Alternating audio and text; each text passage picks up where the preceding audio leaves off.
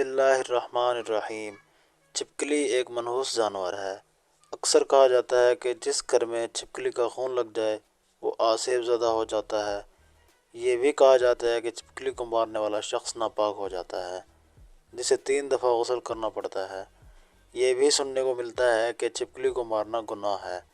پیارے دوستو، ان باتوں میں کتنی سچائی ہے، آئیے آپ کو قرآن کریم اور احادیث کی روشنی میں ان کے جوابات دیتے ہیں۔ چھپکلی ایک رینگنے والا جانور ہے اور عام طور پر گھروں میں پایا جاتا ہے۔ اس کی کچھ اقسام تو بالکل زہریلی نہیں ہوتی، جنہیں یورپی ممالک اور چائنیز بہت شوق سے کھاتے ہیں، جبکہ اس کے کچھ اقسام اس قدر زہریلی ہوتی ہے کہ اگر وہ کسی کھانے میں اپنی زبان لگا دے یا خود اس میں گر جائے اور پھر بعد میں انسان اس کھانے کو کھا لے تو انسان کی موت واقع ہو جاتی ہے۔ ہمارے ملک میں اکثر یہ واقعات ہوتے رہتے ہیں کہ جب چھپکلی دودھ میں گر جاتی ہے اور پھر بے خبری میں دودھ کو پی کر انسان کی موت واقع ہو جاتی ہے، اور اکثر تو گنے والے حضرات جوس بناتے ہوئے ساتھ ہی بے خبری سے مشین میں چھپی ہوئی چھپکلی کو بھی رگڑ دیتے ہیں۔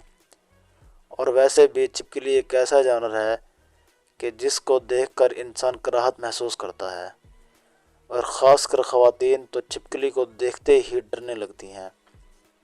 حضور نبی کریم صلی اللہ علیہ وآلہ وسلم کی بہت سی احادیث میں چھپکلی کا تذکرہ ملتا ہے، جو آپ کو حوالہ جات کے ساتھ بیان کیے جائیں گے۔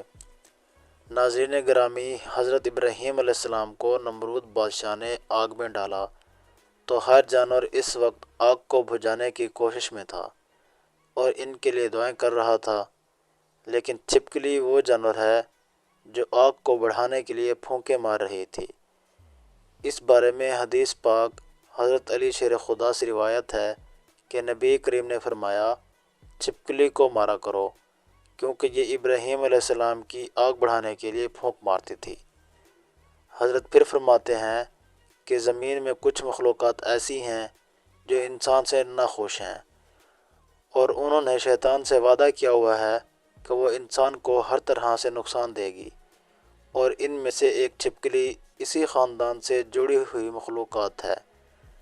حضرت آدم علیہ السلام کی خلقت سے لاکھوں سال پہلے اس زمین پہ چھپکلی کا خاندان بڑی کثیر تعداد میں بسا ہوا تھا، اور دن بدن بہت زیادہ بڑھنے لگا، اور یہاں تک کہ زمین کو دوزخ کی مثل بنا دیا۔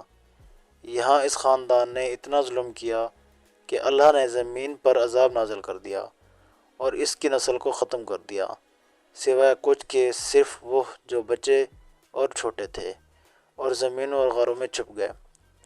جیسے جیسے وقت گزرتا رہا، بغض اور حسد اپنے وجود میں بے انتہا رکھتی ہیں۔ شیطان نے اس خلقت کے وجود میں یہ بات ڈالی کہ تمہاری نسل کو اس آدم کے لیے ختم کر دیا گیا۔ تبھی سے اس نسل کی مخلوقات انسان سے نفرت کرتی ہے اور انسان کو نقصان پہنچاتی ہے۔ نبی کریم صلی اللہ علیہ وآلہ وسلم نے فرمایا، جو شخص کسی کرلے یا چھپکلی کو ایک ضرب سے مارے، اس شخص کے لیے 5 نیکیاں لکھ دی جاتی ہیں۔ جو دوسری چوٹ مارے اس سے اس کے لیے کم، اور جو تیسری چوٹ مار کر اس کو مار دے تو دوسری چوٹ مارنے والے سے بھی کم ثواب ملتا ہے۔ اب آپ کو بتاتے چلیں کہ لوگوں کا یہ کہنا ہے کہ کرلے یا چھپکلی کو مارنے سے اس کا غسل فرض ہو جاتا ہے۔ اس کا شریعت مطہرہ میں کوئی ثبوت نہیں ہے۔ یہ لوگ اپنی طرف سے بنایا ہوا مسئلہ بیان کرتے ہیں، اور نہ ہی چھپکلی کے خون سے جنات کا کوئی تعلق ہے۔ چھپکلی ایسا جانور ہے جس سے نقصان کا اندیشہ ہوتا ہے۔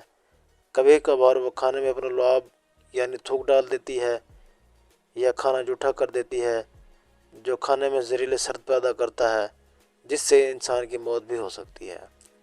اس لیے اس کو مارنے کا حکم دیا گیا ہے۔ نبی کریم صلی اللہ علیہ وآلہ وسلم نے فرمایا، جس نے سانپ کو مارا اس کے لیے 5 نیکیاں، جبکہ جس نے چھپکلی کو مارا اس کے لیے 1 نیکی لکھ دی جاتی ہے۔ چھپکلی جیسی موذی چیز کو گھر سے بھگانا اور مارنا جائز اور نہایت اچھا ہے، کیونکہ اسلام میں بھی ہمیں اسی کی ترغیب دی گئی ہے۔ آپ صلی اللہ علیہ وآلہ وسلم نے اس کو مارنے کی اجازت بلکہ حکم دیا ہے، اور اس کے مارنے پر ثواب بھی بیان کیا ہے۔ یہاں تک کہ اگر پہلی چوٹ میں مار دیا جائے تو اس پر ثواب کی بڑی مقدار بیان کی گئی ہے۔ دوسری طرف مارنے پر اس سے کم اور تیسری چوٹ سے مارنے سے اس سے کم ثواب ہے۔